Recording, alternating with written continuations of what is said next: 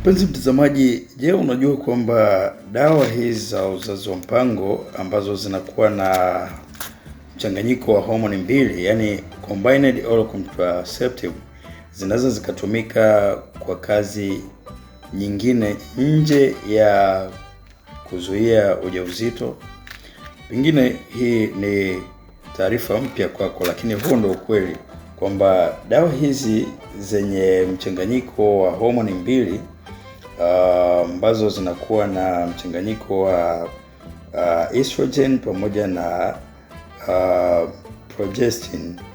Dawa hizi zina uwezo mzuri kwenye kudili na matatizo ya mwanamke, hasa matatizo yanayohusiana na hormone, lakini pia dawa hizi zinaweza kubadilisha kabisa utendaji kazi wa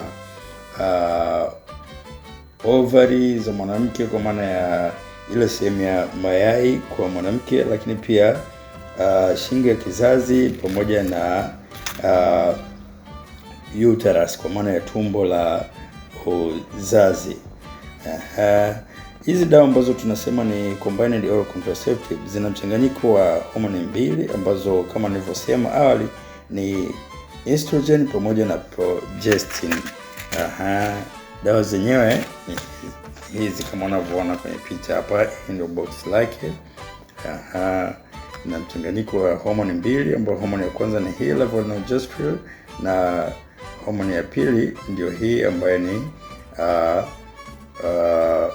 estrogen. Sasa tofauti na dawa zile za kuzuia ujauzito ambazo zinakuwa zina homoni moja kama ilivyo kwenye hizi hapa maarufu kabisa P2, lakini jina la kitaalamu inaitwa levonorgestrel. Hizi zinakuwa na homoni moja. Sasa tofauti yake ni kwamba hizi ni kwa ajili tu ya kuzuia ujauzito au kwa ajili ya kupanga uzazi peke yake. Kama unavyoona hapo, hiyo levonorgestrel inakuwa na homoni moja tu ya estrogen.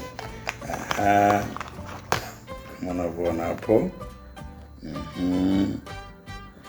Lakini utofauti wake ni kwamba hii ina homoni mbili. Homoni ya kwanza ni hii na homoni ya pili kameramani ya zoom hapo. Homoni ya kwanza ni hii na pili ni hii. Sasa dawa hizi mbali na kuzuia ovulation na kuzuia ujauzito, homoni hizi zilizomo kwenye mchanganyiko wa hizi dawa zinaweza kubadilisha namna ya utendaji kazi wa mfuko wa uzazi kwa maana ya uterus, lakini pia dawa hizi zinaweza zikabadilisha utendaji kazi wa ovary na mfumo wa homoni kwa ujumla kwa mwanamke. Ndio maana tunasema dawa hizi zinaweza zikafanya kazi kwenye shida nje ya kupanga uzazi, na shida zenyewe ni kama zifuatazo. Tutazimention tu hapa kwa juu, lakini katika session inayofuata tutapata kuelezea kwa undani kabisa kwa kila kesi, yani kwa kila tatizo hizi dawa zinatumikaje, lakini pia zinafanyaje kazi na ushauri muhimu sana. Cha kufanya ni kusubscribe channel yetu, na kama umekwisha subscribe basi upate kushare na watu wengine ili waweze kupata elimu hii muhimu kabisa. Sasa twende moja kwa moja kwenye matatizo ambayo yanaweza kutumika au unaweza kutumia dawa hizi kwa ajili ya kurekebisha hayo matatizo. Tatizo la kwanza ni kupatwa na hedhi nyingi au kupatwa na damu nyingi za hedhi. Sasa kwa mwanamke ambaye ana experience hali ya namna hii, anaweza kutumia dawa hizi ambazo zinafahamika kama dawa za uzazi wa mpango au combined oral contraceptive kwa ajili ya kuzuia hiyo hali. Zinafanyeje au zinatumikaje? hiyo itakuwa ni session ya pili ambapo tutaenda kuangalia kwa kina kabisa kwa kila tatizo. Lakini tatizo la pili au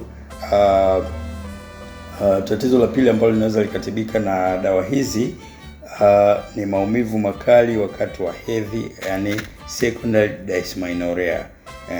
Unaweza kutumia pia hizi dawa kwa ajili ya hiyo shida.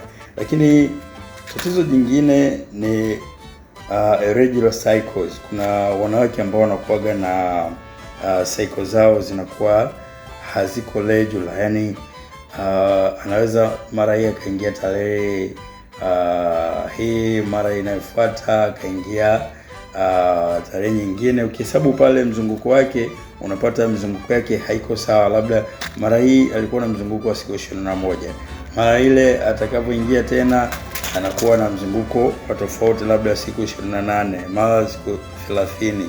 Yani au kuna wengine anaweza akawa anaingia mara mbili ndani ya mwezi mmoja, au asiingie kabisa, yani anapata kuskip mwezi huu waingii hadi miezi kadhaa. Anaweza kafikiria hata labda ni mjamzito, lakini kumbe sio mjamzito, isipokuwa tu homoni zake ziko na shida. Sasa anatumia dawa hii kwa ajili ya kurekebisha hizo cycles. Lakini indication nyingine au tatizo jingine ambalo unaweza kutibia kwa dawa hii ni mwanamke anayepata dalili za vimbe katika ovaries ambayo inaitwa polycystic ovary syndrome. Kwa mwanamke ambaye anapata polycystic ovary syndrome, hizi huwa ni vivimbe ambavyo vinakuwa katika sehemu ile ya mfuko wa mayai kwa mwanamke. Sasa dawa hizi za combined oral contraceptive au dawa hizi za uzazi wa mpango zenye homoni mbili zinaweza zikatumika pia katika kusuppress au kuondosha vimbe za namna hii. Lakini pia ukitaka kujua kwamba zinatumikaje juu ya hiyo shida au zinatumika kwa muda gani, lakini hizi dawa zinafanyaje kazi hadi kuondoa hizo vimbe, ungana na mimi katika session inayofuata. Tutapata kuelezea kwa kina na kwa lugha nyepesi, lakini kwa fakti za kitaalamu. Lakini shida nyingine ambayo inaweza kutumika dawa hii ni acne. Kuna wanawake wanapataga acne. Acne ni kama chunusi au pimples tunaweza sema, ambazo zinakuwa associated na hormone. Kuna wanawake wanapata chunusi au acne hizi ambazo kila akitumia dawa hizi za kupaka ziondoke. Anatumia dawa za kumeza, lakini hizi acne bado zinaendelea kuwepo. Kumbe sasa hizi acne zinakuwa zimesababishwa na hormone, na njia pekee ya kuiondoa ni kupata dawa za hormone kama hizi combined oral contraceptive. Na sio hizi ambazo ninaonesha hapa, hizi za levonorgestrel au emergency oral contraceptive, sio hizi, ni hizi ambazo kwa ndani ziko namna hii. Hizi ndo zina mchanganyiko wa homoni mbili. Zina homoni ya kwanza ni hii hapa, na ya pili ni hii hapa kama inavyoonekana hapa. Lakini pia tatizo jingine ambalo unaweza ukatumia dawa hizi ni wanawake ambao wanapata vimbe au hali ambayo inaitwa kitaalamu endometriosis. Sasa hii endometriosis ni tofauti kidogo na zile polycystic ovary syndrome. Hii huwa ni kuota kwa layer au muscles ambazo zinafanana kabisa na endometrium layer ya kwenye uterus. Yani kuna baadhi ya wanawake anakuwa anaota na layer au muscles ambazo zinafanana na layer ya ndani ya kwenye tumbo la uzazi. Sasa hii layer inakuwa inaota nje ya tumbo la uzazi, na hizi layer au hizi muscles zinakuwa zinasababisha maumivu makali sana pale anapokuwa anaingia period, kutokana na kwamba zinakuwa na tabia sawa na tabia ya endometrium layer ya kwenye uterus. Kwa wakati endometrium layer kwenye uterus ina contract, ina constrict wakati wa hedhi, na hizi pia ambazo ziko nje zinakuwa zina constrict, zinajikunja, zinajikamua. Sasa kitendo hicho kinapelekea maumivu makali sana kwa huyo mwanamke wakati wa hedhi. Kwa hiyo tunampatia hizi dawa kwa ajili ya kusuppress au kuondosha hizo muscles au layer ambazo zinakuwa zimeota nje ya kizazi, amini tumbo la uzazi. Lakini pia kwa mwanamke ambaye anakuwa na vimbe kama fibroids au vimbe maji, anapatiwa dawa za namna hii kwa ajili ya kuondosha hizo vimbe.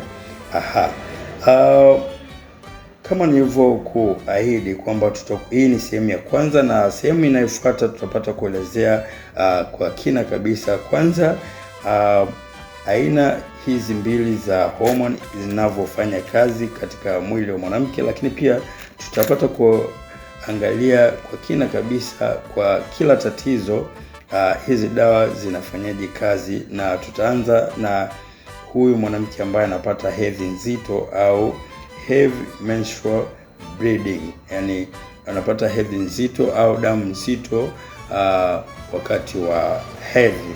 Cha kufanya ni kuungana nami katika session inayofuata, lakini pia unaweza ukabonyeza alama ya kengele kama wewe umekwisha subscribe, ili usio unapitwa au kukosa session inayofuata.